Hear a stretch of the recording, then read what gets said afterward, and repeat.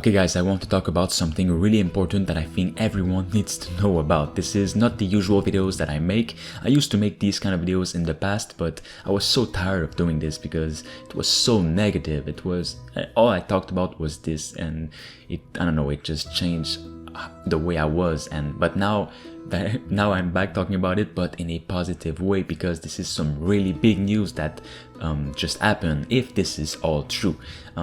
Okay, so let's start. Many industry insiders have recently come out, like 1 or 2 days ago, saying that Sweet Baby Inc. I'm gonna talk about Sweet Baby Inc. Sweet Baby Inc. has been dropped by Sony, and that multiple other publishers and studios will follow suit, and that they will drop Sweet Baby Inc.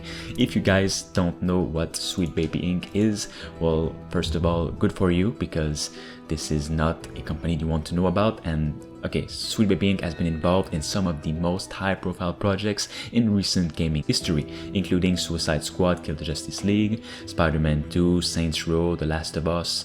I mean, pretty much 90% of the new AAA games that have been released in recent years, Sweet Baby Inc. has been a part of it, and this company is influencing the narrative of these games. So every time that you see a AAA games, for example, 90% of the time they have been influenced by this company, and this company is putting their own agendas into video games. Sweet Baby Inc. is also being invested by companies like BlackRock.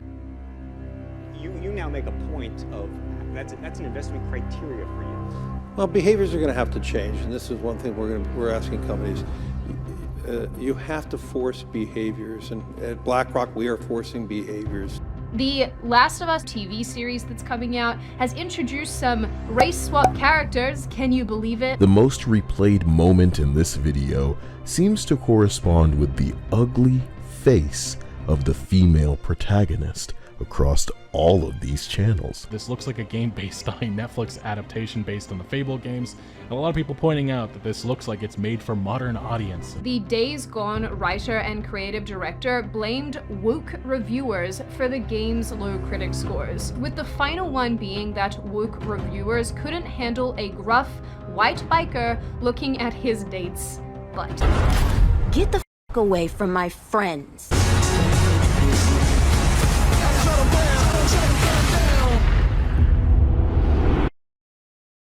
BlackRock is it might be the richest company in the world, and they are changing video games. They are influencing video games, putting different agendas that are not good for us all. It changes the game, it ruins them. It puts fun in second place, passion in third place, and all about agendas in first place. This influence, they have often, Sweet Baby Inc. has often been accused of sacrificing narrative depth, character complexity, the real stories, and player agency in favor of forced diversity and political correctness. If you've seen in recent years, I think almost everyone knows about this. Sweet Baby Inc. All games have had some sort of agenda or diversity agenda into their games. People have been tired of this. You can see almost every comment talking about this now because people are tired. And this Sweet Baby Inc., they've been the center point in all of this agenda. Rather than focusing on creating immersive, engaging experience, these games that are influenced by this company, they felt like vehicles for social messaging, and players have watched in frustration as all of their beloved characters or their beloved series, they were altered or sidelined to fit agendas rather than character arcs, ruining game franchises in the process. Kim Belair, the founder of Sweet Baby Inc. and BlackRock, they have openly expressed, it's confirmed, it's actually real, they have expressed their desire to control the direction of games for years now, to make them reflect their personal visions. The CEO of BlackRock, which is also controlling Sweet Baby Inc., the CEO has openly stated that he wants to control games, literally, and putting agendas in them, agendas that do not fit the human race for good. We should all boycott Kingdom Come Deliverance because Daniel Vavra, he's a racist and a sexist.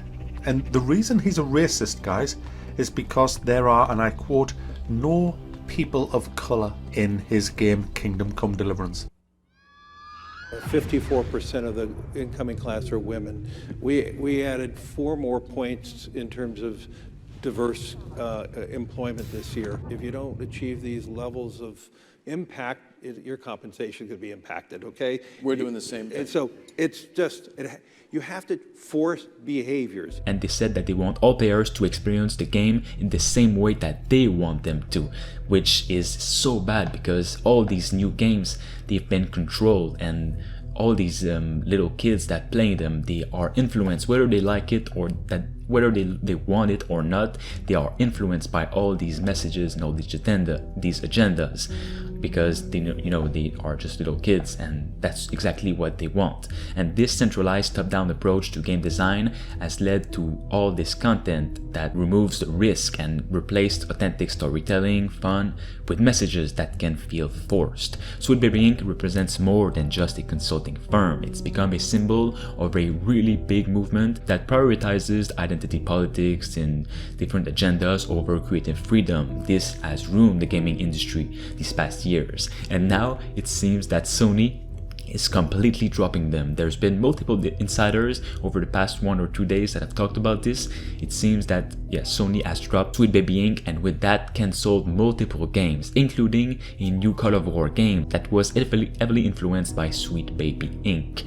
and that other publishers and game studios will follow suit and drop Sweet Baby Inc. as well, which if true is one of the biggest news in recent years, because that means maybe games will be fun again. Maybe we'll see all these AAA games becoming fun and not about the agendas. And also Sweet Baby Inc. and all these similar organizations that have been controlling games like BlackRock, they've put all these portrayals that felt more like a checklist than real representation. And rather than elevating these voices in this group, this forced agenda actually diminishes them, because it feels like they're making diversity a burden to be checked off rather than a natural part of storytelling. And that all made people fight each other, because some people don't want these agendas in game. We all fought each other while these guys were getting richer and richer, or they were putting messages after messages. And by the way guys, before I continue in this article, Sweet Baby Inc. and BlackRock putting all these messages and agendas, it's never been about the money. We see all these games failing because of these agendas. They don't care at all about the money. They don't care about these games failing. They actually want these games to fail. They want these masculine games or these non-controlled games to fail. It's all about putting a message. It's all about the message and not about the money. They've been doing this for years, and in all parts of the entertainment industry, in movies, series, and everything. Now let's continue on with the article. And under the Sweet Baby Inc.'s guidance, these iconic games such as Spider-Man 2 and all of that were seen through a political lens, turning character arcs and storylines into an exercise in identity signaling rather than crafting compelling narratives. Absolutely everything didn't feel natural. It didn't feel like a natural part of the story, and more like an obligation. Because these companies, these game studios were paid by Sweet Baby Inc. and BlackRock to put all these agendas. They were paid, they were given money to put this, so it weren't really their fault, even though yes, it's kind of their fault because they partnered with them. And this alleged breakup between Sony and Sweet Baby Inc. could be a real turning point for the gaming industry. If all these rumors are true, it will kind of stay in silence. If this is all true, it won't be confirmed officially, because this is kind of a big deal what's happening. It's gonna stay in silence, and they don't want to offend people, so it just will be put under the rug. But if this is true, this is a major shift, a recognition that games should be about gameplay, story, and player choice, not just about ticking boxes on the ideological checklist. This cancellation of Sweet Baby Inc.'s influence project is a real wake-up call to the gaming industry, that the community wants more than just a pandering, politically correct experience. All gamers want actual, engaging, original content, not something that feels dictated by outside forces with an agenda. And the CEO of BlackRock, the CEO of Sweet Baby Inc., they've really openly stated that they don't care about the players, they only care about the message. And the recent statement of the CEO of Sweet Baby Inc. said that AI will be used for empathy and inclusion, not profit, in video games. And it was already super mocked by many people online, because when someone that controls video game narratives like this says something like this, it's dark. It feels like something's going on, you know. You have to wake up to this. Many have created like Steam groups or groups at all, or Steam groups or many groups online, for example with Sweet Baby Inc. Detected on Steam, with many followers, which listed all the games that had Sweet Baby Inc. in there so as to not buy them. I hope other developers, studios can follow suit if this is true. And of course guys, let me know what you think of it in the comments below. And of course, again, like the video if you want to support my videos. I haven't been doing really well lately, so I'd love if you could support the video by liking it. And of course, it also lets other people know about it. If you like the video, it lets people know about this massive news. So I'll talk to you all very soon. Thanks for watching.